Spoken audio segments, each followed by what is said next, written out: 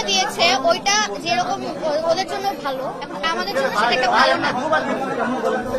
আমরা যারা বাইরে অ্যাপ্লাই করছি তাদের জন্য তারা কিন্তু সেই চান্সটা পাবে না, কারণ সাবজেক্ট ম্যাপিং এর রেজাল্ট দিয়ে আমরা বাইরে অ্যাপ্লাই করতে পারি না, ডিফেন্সে অ্যাপ্লাই করতে পারি না।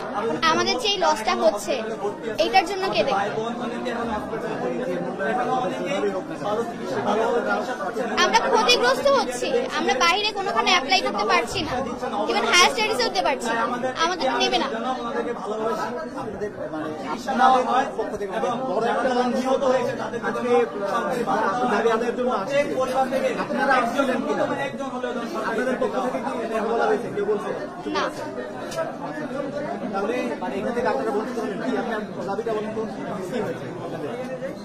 আমাদের দাবিটা এখন দিয়ে লাভ নাই, কারণ ওনারা ওনাদের ডিসিশন দিয়ে দিচ্ছে।